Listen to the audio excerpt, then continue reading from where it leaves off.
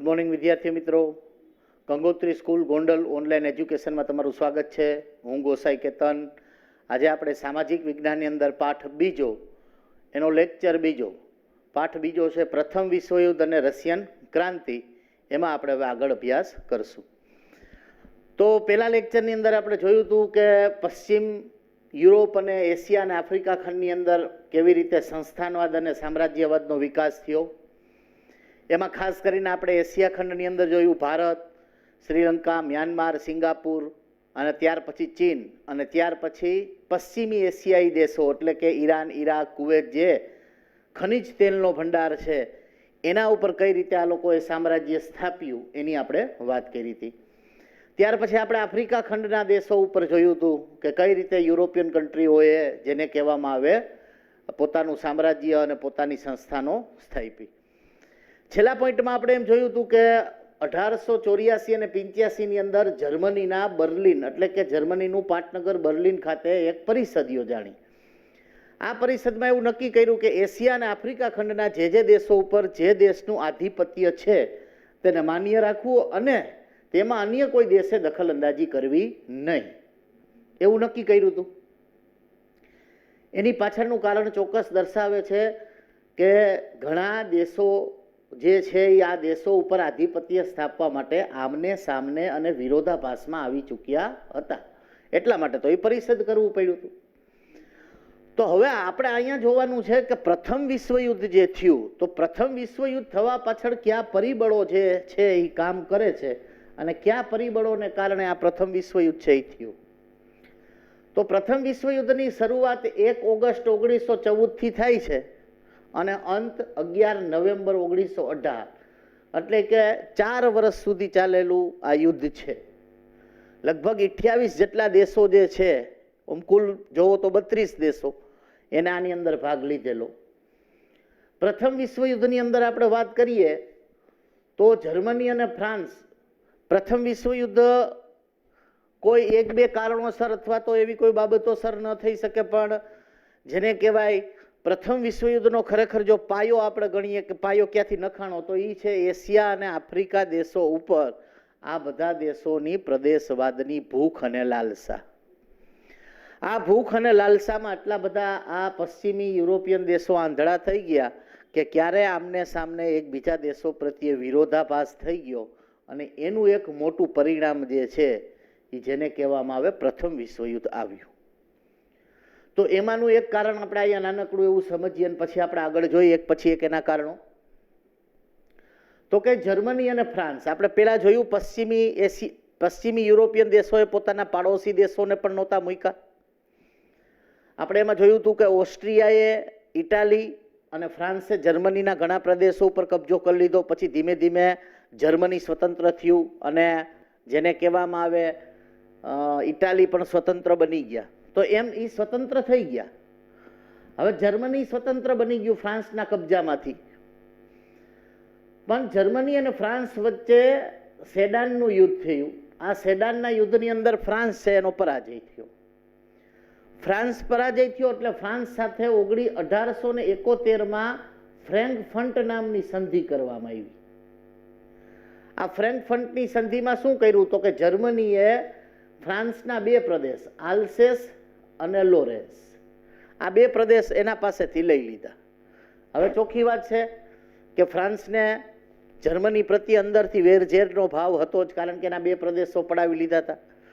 વિદ્વાનો ઇતિહાસકારો એવું માને છે કે ફ્રેન્કફર્ટની સંધિ છે ત્યાંથી પ્રથમ વિશ્વયુદ્ધના બીજ રોપાણા, એટલે કે સક્રિય રીતે પ્રથમ વિશ્વયુદ્ધની પૂર્વ ભૂમિકાની જે શરૂઆત છે એ સેડાનના યુદ્ધ અને ફ્રેન્કફર્ટની સંધિ 1871 થી ગણી શકાય.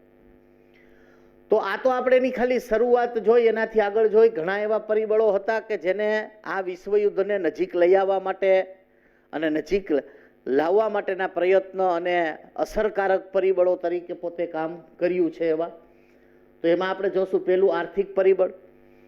તો કે આર્થિક પરિબળમાં તો કે 18મી સદીથી જોઈને આમ તો 17મી સદીથી જોઈ અને જેને કહેવામાં આવે એશિયા અને આફ્રિકા ઉપર ઘણા યુરોપિયન દેશોનું સામ્રાજ્ય ધીમે ધીમે છે એ જામવા માંડ્યું હતું. આપણે જોયું જર્મની જેવો દેશ છે એ એ ફ્રાન્સ જેવા દેશની વર્ચસ્વ નીચે હતો, પછી એના અંડરથી એકીકરણ થયું, સ્વતંત્ર થયો અને જર્મનીએ પણ ઝડપથી જેને કહેવાય ઔદ્યોગિક ક્ષેત્રે, લશ્કરી ક્ષેત્રે જે વિકાસ કર્યો, એટલે હવે જર્મની પણ જેને કહેવાય સંસ્થાનવાદ અને પ્રદેશો મેળવવાની જે લાલસા, જે ભૂખ છે એની અંદર આવ્યું. એને એશિયા અને આફ્રિકા ખંડની અંદર 19મી સદીના છેલ્લા 25 વર્ષમાં જર્મનીએ પણ એશિયા અને આફ્રિકા ખંડની અંદર જંપ લાવ્યું પોતાના પ્રદેશો વધારવા માટે. એની પહેલા તો ઇંગ્લેન્ડ જેવા દેશો પોતાનો કાચો માલ છે એ આ પ્રદેશોમાંથી સસ્તા ભાવે લઈ જ જતા હતા. હવે જર્મની આવ્યું. જર્મનીએ શું કર્યું તો કે ઇંગ્લેન્ડ સાથે તીવ્ર સ્પર્ધા કરી.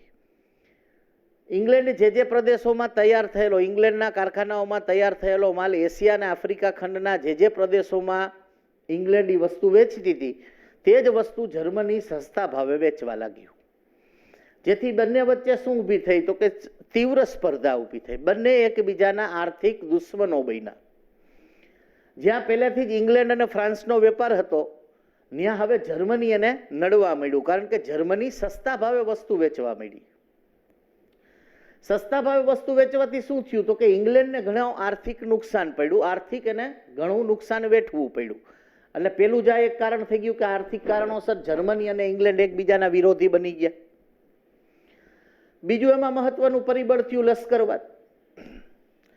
હવે વેપારની બાબત હતી ત્યાં સુધી ઠીક છે, પણ અંદરો અંદરનો જે વેરઝેર થયો એટલે એનાથી રક્ષણ, પોતાનું સ્વરક્ષણ કરવા માટે જેને કહેવાય મોટા ભાગના દેશોએ, જેમાં ઇંગ્લેન્ડ, ફ્રાન્સ, આ બધા દેશોએ પોતાના લશ્કરમાં વધારો કર્યો, લશ્કરી ભરતીઓ કરી, એમાં વધારો કર્યો, લશ્કરી તાકાત વધારી.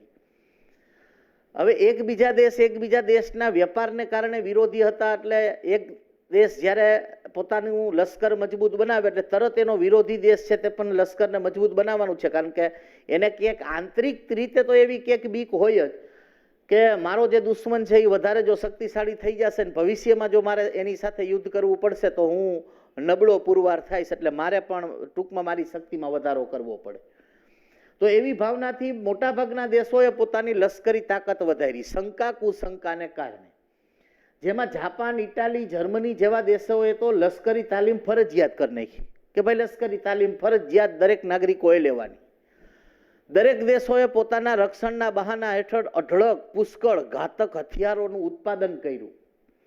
અને આ ઉત્પાદન કરવાની સાથે જ જેને કહેવામાં આવે જે વિશ્વની અંદર જે વાતાવરણ જે છે એ અવિશ્વાસ ભર્યું ઊભું થઈ ગયું. આમ આર્થિક પરિબળ તો હતું જ કે જેમાં સ્પર્ધાત્મક હતા, હવે એમાં લશ્કરી પરિબળ પણ ભળી ગયું. ત્રીજું પરિબળ જોઈ જૂથબંધી. જોતજોતામાં વિશ્વ આખું બે જૂથોમાં વેચાઈ ગયું. એકબીજાથી શંકા, કુશંકા, અવિશ્વાસ હતો, ડર હતી, બીક હતી. એનાથી સુરક્ષિત થવા માટે શું કર્યું તો કે એકબીજા દેશોએ બીજા દેશો સાથે પોતાની મિત્રતાઓ વધારી, કરારો કર્યા, ગુપ્ત કરારો, ગુપ્ત સંધિઓ. તો એવી જૂથબંધીઓ થઈ. આ જૂથબંધીઓ થતા થતા વિશ્વ આખા બે ભાગમાં વિભાજિત થઈ ગયું. બે જૂથોમાં એક બાજુ જર્મની, ઓસ્ટ્રિયા, હંગેરી, બલ્ગેરી અને તુર્કસ્તાન જેવા દેશોના જૂથ હતા. બીજી બાજુ ઇંગ્લેન્ડ, ફ્રાન્સ, રશિયા, જાપાન જેવા દેશોના જૂથ હતા. તો આમ શંકા, કુશંકા, વેપાર, લશ્કરવાદને કારણે વિશ્વ જે છે એ બે સત્તા જૂથોની અંદર વિભાજિત થઈ ગયું. જર્મની, ઓસ્ટ્રિયા, હંગેરી, બલ્ગેરિયા, તુર્કિસ્તાન, આ દેશોમાંથી કોઈ પણ દેશ ઉપર કોઈ પણ એક દેશ જો આક્રમણ કરે તો દરેક દેશ છે એને સહકાર આપશે, એવા લશ્કરી કરારો થયા. તે જ રીતે ઇંગ્લેન્ડ, ફ્રાન્સ, રશિયા, જાપાન જેવા દેશોએ પણ અંદરો અંદર કરાર કર્યા, ગુપ્ત સંધિઓ કરી કે આપણા કોઈ પણ ઉપર એક દેશ સામેનો દેશ આક્રમણ કરે તો સર્વએ એનો સહકાર આપવો. તો આમ જોતા જેને કહેવાય આખું વિશ્વ જે છે એના મોટા ભાગના દેશો છે આ બે વિરોધી સત્તા જૂથો, વૈચારિક દ્રષ્ટિએ અને સત્તા જૂથોની અંદર વિભાજિત થઈ ગયા. ત્યાર પછીનું ચોથું આપણે પરિબળ ગણાવીએ ઉગ્રવાદની ભાવના. શરૂઆતમાં યુરોપની અંદર રાષ્ટ્રવાદ ભાવ જાગ્યો, કારણ કે રાષ્ટ્રવાદ જાગ્યો એનાથી જ જેને કહેવામાં આવે બેલ્જિયમ, ગ્રીસ, ઇટાલી, જર્મની જેવા દેશો સ્વતંત્ર થયા, એકીકરણ થયું. રાષ્ટ્રની અંદર રાષ્ટ્ર પ્રત્યેની જે ભાવનાઓ જાગી એનાથી આ અન્ય દેશની ગુલામીમાં હતા ત્યાંથી સ્વતંત્ર બની અને પોતાના રાષ્ટ્રને મજબૂત બનાવ્યું. તો શરૂઆતની અંદર રાષ્ટ્રવાદ જાગ્યો, પછી ધીમે ધીમે જેમ સમય જતો ગયો એમ રાષ્ટ્રવાદ ઉગ્ર બનતો ગયો. ઉગ્ર રાષ્ટ્રવાદ જે છે એ હંમેશા પતન કરે છે. ઉગ્ર રાષ્ટ્રવાદ એટલે શું? તો કે અમારા રાષ્ટ્રનું હિત થવું જોઈએ, પછી સામેના રાષ્ટ્રનું ભલે ગમે એ નુકસાન થાય, એવો જે વાદ છે, એવી જે સંકુચિતતા છે, એને ઉગ્ર રાષ્ટ્રવાદ કહેવાય. તો આવા ઉગ્ર રાષ્ટ્રવાદીઓ ઘણા નેતાઓ હતા, ઘણા જેને કહેવામાં આવે ઘણા દેશના એવા ઘણા નેતા હતા કે જે ઉગ્ર રાષ્ટ્રવાદી હતા, કે જે પોતાનું ભલું કરવા માટે સામેને ગમે એટલું નુકસાન પહોંચાડી શકતા હતા. એનું એક ઉદાહરણ આપણે જોઈ તો કે જર્મનીનો સમ્રાટ હતો કેસર વિલિયમ્સ. આ કેસર વિલિયમ્સ બહુ મહત્વકાંક્ષી હતો. મહત્વકાંક્ષી એટલે વધુ મેળવવાની ઈચ્છા ધરાવનાર. એનું સપનું હતું વિશ્વ પ્રભુત્વ, વિશ્વ ઉપર એને પ્રભુત્વ મેળવવું હતું. એટલે એને કેસર વિલિયમ્સે પોતાની જે પ્રજા, જર્મનીની પ્રજા છે, એની અંદર એટલો બધો ઉગ્ર રાષ્ટ્રવાદ ભેળવો. એને જર્મનીને પ્રજાને એમ કીધું કે ભાઈ આપણે સર્વશક્તિશાળી છીએ, અને શક્તિશાળી હોય ને એને જેને કહેવાય જીવનમાં, અને એને જેને કહેવાય દુનિયામાં જીવવાનો અધિકાર છે, નિર્બળને જીવવાનો અધિકાર નથી. આવા ઉગ્ર રાષ્ટ્રવાદના જે પાઠો ભણ્યા અને જે પ્રજાને પાઠો ભણાવ્યા, જેથી વાતાવરણ જે છે આખા વિશ્વ સ્તરે આવા જે દેશો હતા એની અંદર વાતાવરણ યુદ્ધમય બની ગયું, જેને કહેવાય યુદ્ધની નજીક આવી ગયું. તો આમ ઉગ્ર રાષ્ટ્રવાદની ભાવનાને કારણે પણ પ્રથમ વિશ્વયુદ્ધ છે એ નજીક આવ્યું. વર્તમાન પત્રનો ફાળો આપણે જોઈશી. વર્તમાન પત્ર જે છે, ન્યૂઝ છે, એ જાગૃત પણ કરી શકે, પણ જો માહિતી ખોટી આપે તો જેને કહેવાય ખોટી દિશામાં પણ જાગૃતતા આવી શકે, પરિવર્તન આવી શકે અને વિનાશ સર્જી શકે. એટલે પેલી ફરજ એવી છે કે જે મીડિયા છે, પછી જેને કહેવાય ઇલેક્ટ્રોનિક્સ મીડિયા હોય કે પછી લેખિત મીડિયા હોય, બીજાણુ માધ્યમ હોય કે મુદ્રિત માધ્યમ હોય, પણ જો સચોટ માહિતી આપે, સાચી માહિતી આપે, તો જ લોકો યોગ્ય દિશામાં જાગૃત થાય. અહીંયા વર્તમાન પત્રોએ શું કર્યું તો કે એકબીજા દેશો પ્રત્યેની ઉશ્કેરણી, વેરઝેરની ભાવનાઓ, દુશ્મનાવટની ભાવનાઓ છાપાઓમાં છાપી. જર્મની હોય તો જર્મનીના છાપાઓની અંદર ઇંગ્લેન્ડ અને ફ્રાન્સ વિશેની બાબતો છાપે. ઇંગ્લેન્ડ અને ફ્રાન્સ છે એ જર્મનીની બાબતોમાં એના વિરોધી, એના દુશ્મનાવટની બાબતો છાપે. એટલે જે પ્રજા હતી દેશની, એ એકબીજા દેશની પ્રજાની વિરોધી બની ગઈ. એટલે આખું વિશ્વનું જે વાતાવરણ જે છે એ ઉશ્કેરણી ભર્યું, વેરઝેર, અવિશ્વાસ અને જેને કહેવાય દુશ્મનાવટથી ભરેલું હતું. તો આમ વર્તમાન પત્રોએ પણ વિશ્વયુદ્ધને નજીક લાવવામાં પોતાની મહત્વની ભૂમિકા ભજવી. કારણ કે એને જ લોકોને વધુ ઉશ્કેરણી અને લોકોને વધુ એકબીજાથી દૂર કર્યા છે, અને એકબીજાથી દૂર કરવાની સાથે આ વિશ્વયુદ્ધને નજીક લાવવાનો પ્રયત્ન કર્યો છે.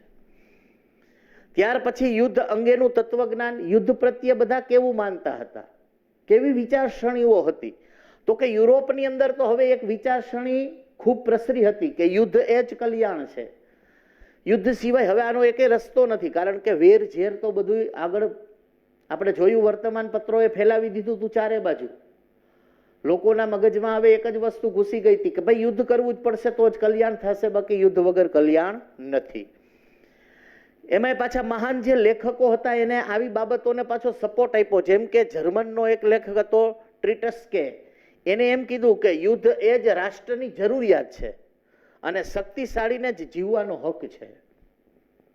હવે જેને કહેવાય જે સુધારકો છે, જે સમાજમાં સુધારો લાવે એમ છે, સમાજને જે પ્રગતિ તરફ લઈ જાય એમ છે, એ જ લોકો એમ કહેતા હોય કે યુદ્ધ એ રાષ્ટ્રની જરૂરિયાત છે અને શક્તિશાળીને જીવવાનો અધિકાર છે. તો એનો પ્રભાવ જે છે એ જેને કહેવાય સામાન્ય જનતા, જે સામાન્ય લોકો છે એના ઉપર ખૂબ વિશેષ પડતો આવી શકે. તો એમ આવા જે લેખકો છે, આવા જે તત્વચિંતકો છે, એને કારણે પણ જેને કહેવામાં આવે આ યુદ્ધ છે એ નજીક આવ્યું. તે જ રીતે બીજા જર્મન લેખક હતા નીત્સે. નીત્સે એમ કીધું કે યુદ્ધ એ એક પવિત્ર કાર્ય છે. બોલો, યુદ્ધને પવિત્ર કાર્ય માની લીધું. એટલે પ્રજાને તો એટલું જ જોતું હતું, પ્રજામાં તો પહેલેથી જ યુદ્ધ એ જ કલ્યાણનો જેને કહેવાય સૂત્ર અપનાવીને બેઠા હતા. એમાં આવા સારા લેખકો, સારા વિચારકોએ એને સપોર્ટ આપ્યો. આ રીતે જેને કહેવાય યુદ્ધની જે પરિભાષાઓ છે એ બદલી અને યુદ્ધને જેને કહેવાય ટેકો જાહેર કર્યો, જેને કારણે પ્રથમ વિશ્વયુદ્ધ છે એ નજીક આવ્યું. યુદ્ધના તત્વજ્ઞાન પછી એક સાતમું આપણે કારણ જોઈ લઈએ, તાત્કાલિક કારણ. ગુજરાતીમાં એક કહેવત છે કે મૃત્યુ તો નિશ્ચિત હોય છે પણ એક કારણ જ હોય છે, બરોબર? તો મૃત્યુ પાછળનું એક કારણ જ હોય. એવી જ રીતે એક બીજી આપણે કહેવત જોઈ કે કાગડાને બેસવું અને દાળને તૂટવું. દાળ તો તૂટવાની જ હતી, કદાચ કાગડો આવ્યો હોત કે ન આવ્યો હોત, પણ છતાંય કાગડો બેઠો એટલે કાગડો એક એનું કારણ બની ગયો કે ભાઈ કાગડો બેઠો ને એના વજનથી ડાળી તૂટી ગઈ. પણ ખરેખર કાગડાના વજનથી કોઈ દિવસ ડાળી તૂટતી નથી. તો એમ યુદ્ધ તો થવાનું જ હતું, કારણ કે આખું વિશ્વ હવે એક જેને કહેવાય દારૂ ગોળાના ઢગ ઉપર તો બેઠું જ હતું. કરવાનું શું હતું તો કે હવે એક નાની ચિંગારી આપવાની હતી. તો એ ચિંગારી આપવાનું કામ જેને કહેવાય આ તાત્કાલિક બનાવે કર્યું. તાત્કાલિક બનાવ શું છે તો કે ઓસ્ટ્રિયા જે છે, ઓસ્ટ્રિયાનો રાજકુમાર અને એના પત્ની, આ બે બોસ્નિયાનું પાટનગર છે સારાજેવા. એ બોસ્નિયાના પાટનગર સારાજેવાની અંદર લશ્કરી કવાયત જોવા માટે ગયા અને લશ્કરી કવાયત જોવા માટે ખુલ્લી બગીમાં બેઠા હતા. ખુલ્લી બગીમાં લશ્કરી કવાયત જોતા હતા. તે સમયે સર્બિયાની એક આતંકવાદી સંગઠન હતું સર્બિયાનું, એનું નામ હતું બ્લેક હેન્ડ. તો એ બ્લેક હેન્ડ નામના જે સર્બિયાનું જે આતંકવાદી સંગઠન હતું એના એક સભ્યએ ઓસ્ટ્રિયાના જે રાજકુંવર અને એના પત્ની છે એને ગોળી મારીને હત્યા કરી નાખી, એને મારી નાખ્યા. એટલે ઓસ્ટ્રિયાએ સીધો આક્ષેપ મૂક્યો સર્બિયા ઉપર. ઓસ્ટ્રિયાએ સર્બિયાને કીધું કે ભાઈ જે કંઈ હોય 48 કલાકમાં તમે તે ગુનેગારોને અમારી સામે રજૂ કરો. સર્બિયાએ કીધું કે ભાઈ આ વિશે ખરેખર અમને કાંઈ ખ્યાલ નથી અને હતોય નહીં, કારણ કે એક આતંકવાદી સંગઠનની એક સભ્યએ એને ગોળી મારી હતી, એમાં સર્બિયાનો કાંઈ હાથ નહોતો. છતાં પણ સર્બિયાએ આ વાતની માફી માંગી, પણ ઓસ્ટ્રિયાએ એની કોઈ પણ જાતની વાતનો સ્વીકાર કર્યા વગર ઓસ્ટ્રિયાએ સર્બિયા ઉપર આક્રમણ કર્યું. અને આપણે જોયું તો આગળ જૂથબંધી તો પહેલેથી જ હતી. જેવું ઓસ્ટ્રિયાએ સર્બિયા ઉપર આક્રમણ કર્યું એટલે એક પછી એક દેશ છે એકબીજા વિરોધી સંગઠનોમાં જોડાઈ ગયા અને જોતામાં વિશ્વયુદ્ધ છે એ ફાટી નીકળ્યું. અને જે મનુષ્યની જાતને પરિકલ્પના નહોતી એવું એક મહાવિનાશક અને આપણે જેને કહેવાય આપણી સ્મૃતિમાં જેને કહેવાય ચિર સ્મૃતિ એટલે કે લાંબા સમય સુધી સદીઓ સુધી યાદ રહે એવું એક યુદ્ધ છે એ થઈ ગયું. તો આમ આ બધા સંયુક્ત પરિબળો અને આ સિવાય અસંખ્ય જેને કહેવાય જે આપણે ટેક્સ્ટ બુકમાં દર્શાવી નથી શક્યા એવા બધા પરિબળોથી પ્રથમ વિશ્વયુદ્ધ છે એ થયું છે અને જેનાથી જેને કહેવાય અઢળક અને કરોડોની અંદર જાનહાનિ અને જેને કહેવાય નુકસાની છે એ ગઈ હતી. ફરીથી આજનો એક જે પોઈન્ટ આપણે ચલાવ્યો એ ઝડપથી એકવાર આપણી નજરો સામેથી લઈ લઈ. પ્રથમ વિશ્વયુદ્ધ તરફના પરિબળો. પ્રથમ વિશ્વયુદ્ધની શરૂઆત 1 ઓગસ્ટ 1914 અને અંત 11 નવેમ્બર 1918 એટલે કે 4 વર્ષ સુધી ચાલેલું. શરૂઆતની અંદર તો કે ફ્રેન્કફર્ટની સંધિને પ્રથમ વિશ્વયુદ્ધની શરૂઆતના બીજ રૂપી ગણવામાં આવે છે. જર્મની અને ફ્રાન્સ વચ્ચે સેડાનની અંદર યુદ્ધ થયું. ફ્રાન્સ હારી ગયું એટલે જર્મનીએ ફ્રાન્સ સાથે ફ્રેન્કફર્ટની સંધિ કરી 1871માં. આ સંધિ મુજબ ફ્રાન્સે પોતાના 2 પ્રદેશ આલ્સેસ અને લોરેન્સ એ જર્મનીને આપી દેવા પડ્યા. ફ્રાન્સ આ અપમાનથી જેને કહેવાય ઘણું દુઃખી હતું, પ્રજા પણ ઘણી દુઃખી હતી. એનાથી આપણે આગળ જોઈએ તો અન્ય પરિબળોની અંદર આર્થિક પરિબળ. 19મી સદી પહેલેથી જ જેને કહેવાય અંગ્રેજો છે એનું આધિપત્ય એશિયા અને આફ્રિકા ખંડની અંદર ઘણું સારું હતું. પોતાના ઉદ્યોગો અને ઔદ્યોગિક ક્રાંતિને આગળ વધારવા માટે સસ્તા ભાવે આ પ્રદેશોમાંથી કાચો માલ લઈ જતા, તૈયાર થયેલો માલ આ પ્રદેશોમાં વેચી અને અઢળક આર્થિક રીતે સમૃદ્ધ પોતાના દેશોને બનાવ્યા. 19મી સદીની છેલ્લા 25 વર્ષમાં આ સ્પર્ધાની અંદર જર્મની જોડાણું. જર્મનીએ પણ એશિયા અને આફ્રિકા ખંડના દેશોની અંદર પોતાનો વેપાર વધાર્યો અને એને ઇંગ્લેન્ડ અને ફ્રાન્સ સાથે સ્પર્ધામાં ઉતર્યું. જર્મનીએ એશિયા અને આફ્રિકા ખંડની અંદર સસ્તા ભાવે માલ વેચવાની શરૂઆત કરી. જેથી ઇંગ્લેન્ડ અને ફ્રાન્સનો વેપાર છે એ ઘટતો જતો હતો. એની સામે જર્મની છે એ થોડુંક શક્તિશાળી બનતું જતું હતું. એટલે જર્મની અને ઇંગ્લેન્ડ વચ્ચે આર્થિક રીતે જેને કહેવાય તીવ્ર સ્પર્ધા છે એ જોવા મળી. લશ્કરવાદ આર્થિક જે સ્પર્ધા હતી એને પોષવા માટે, એનાથી રક્ષણ મેળવવા માટે ઇંગ્લેન્ડ, ફ્રાન્સ આ બધા દેશોએ પોતાના લશ્કરી તાકાતમાં વધારો કર્યો. જાપાન, ઇટાલી, જર્મની જેવા દેશોએ તો લશ્કરી તાલીમ ફરજિયાત કરી નાખી. દરેક દેશે પોતાના રક્ષણના બહાના હેઠળ ઘાતક હથિયારો છે એનું ઉત્પાદન કર્યું. અને આ લશ્કરવાદ છે એ આર્થિક બાબત સાથે જોડાણું. કારણ કે મૂળ મુદ્દો તો શરૂ થયો તો આર્થિક બાબતથી.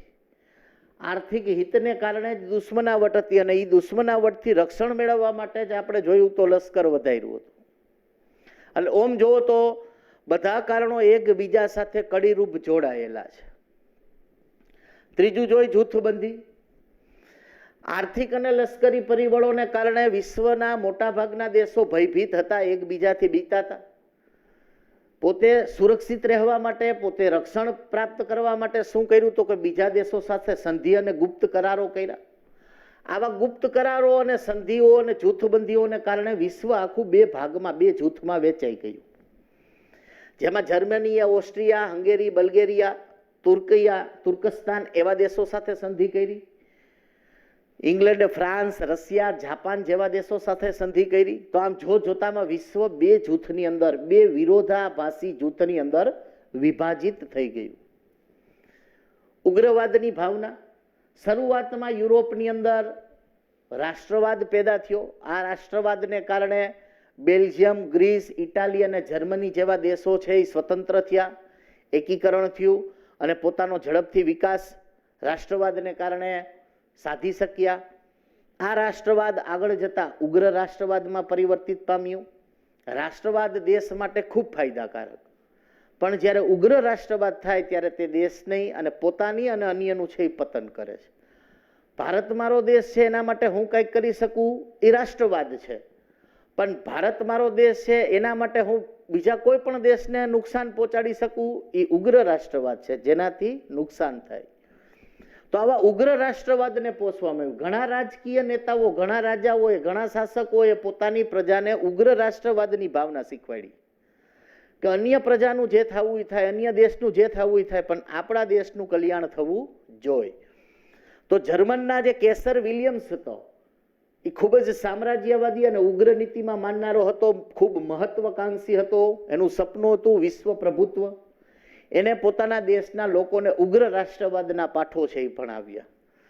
તો આમ ઉગ્ર રાષ્ટ્રવાદને કારણે જે પ્રજા, એકબીજા દેશની પ્રજા જે છે એ એકબીજાથી વિરોધી બની, એકબીજાથી જેને કહેવાય માનસિક રીતે, જે વૈચારિક રીતે જે દુશ્મનાવટ છે એ વધારે પ્રબળ બની.